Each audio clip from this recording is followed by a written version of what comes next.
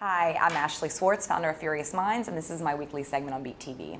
This is our second segment about the Olympics, the first one of which aired 2 weeks ago. And we're going to talk about, now that the Olympics are midstream, the two big firsts that NBC had for this year's Summer Olympics and what happened. The first being the Twitter partnership, which was a non-dollar exchange partnership to really legitimize Twitter and to help NBC be part of the social commentary around the games, as well as then the delivery of a first true multi-screen TV everywhere proposition for the Olympics. So what's happened? The irony of it is that despite the fact that the content has been available on any screen on demand in real time, it's actually made the NBC Olympics TV advertising inventory more valuable, which has been a big part, according to Comcast's earning results that were yesterday, of them actually exceeding break-even expectations for this year's Olympics, whereas the cost of the sponsorship to NBC is about $1.3 billion.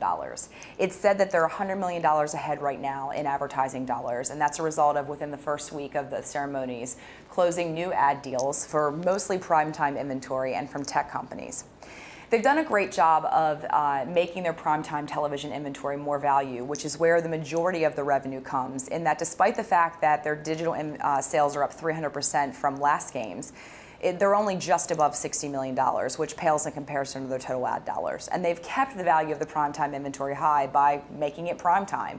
By virtue of the Olympics being in London, the reality is that that 8 o'clock spot in the US, which is when we saw the opening ceremonies on Friday, is well beyond when the live events actually occurred.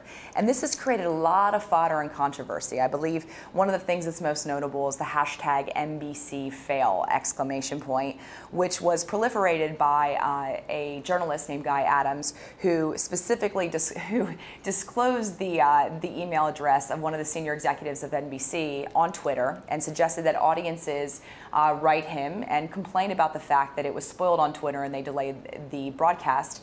He was immediately shut off. And this, among other events, including the fact that a Greek athlete was eliminated from the games just a week prior to the games commencing because of a racist slur that he haphazardly, or she rather haphazardly, released on Twitter. There's a lot of controversy as to where the value creation is, and in fact, if it's only for NBC and the audiences are being heard, or in fact, everyone is gaining by this availability of broadcast on every channel everywhere. The interesting fact is that it may only be the US that feels that they're suffering, because the rest of the world is absolutely on board and participating with fervor. We've seen over 4 billion YouTube views thus far of the Olympics. And in China specifically, Weibo, which is their sort of Twitter-like platform, on the first day of the ceremonies, there were over 119 million Twitter-like objects that flowed through the ecosystem. In the UK, during opening ceremonies, we only saw 10 million tweets, and in the US, which is reasonable considering it was delayed, we only saw 5 million tweets during the open ceremonies. So right now is a point in time, 15 million fans are following the Olympics, 1,000 athletes are active participants, but the question is, what is Twitter doing to NBC and to the viewer experience?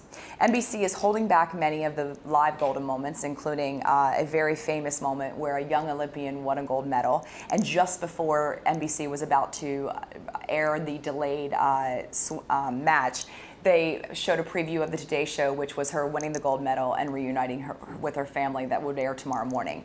This enraged audiences and fans. And it's a big part of the controversy around whether or not NBC should, in fact, have an obligation to serve the audience, or they should have an obligation to serve their shareholders. And that's really the crux of what we're seeing in regards to the fodder around the Olympics right now. The reality is that NBC is up $100 million. Well, and their cost of serving is also supposed to be about $100 million more than it was last year, or their operational cost. And as we said, 60 million of that is digital. But the reality is that on NBC.com, it's YouTube's broadcast. YouTube is the primary broadcaster for Sub-Saharan Africa and Asia, as many of you know, and NBC is using their feeds to populate the NBC.com stream. That's probably a great cost savings, which is artificially affecting the profitability, or at least the above average expectations of performance, to NBC, which I think is a bit suspect. Many others are also benefiting as a result, with the TV Everywhere tablet application and mobile delivery. Companies like Verizon Fios are seeing incredible 4 times authentication levels, more than other applications of live sports. They think this is a huge turning point for live linear programming across multiple screens, as well as for live sports, and they've seen over 1.65 million activations of their widget as well on their set-top box. This says a lot as to time shifting and the TV everywhere value proposition, and if in fact it goes back to the tired and true reason why most people don't cut the cord is live streamed events being the reason that individuals will remain loyal, and they'll actually pay that tariff every month to subscribers.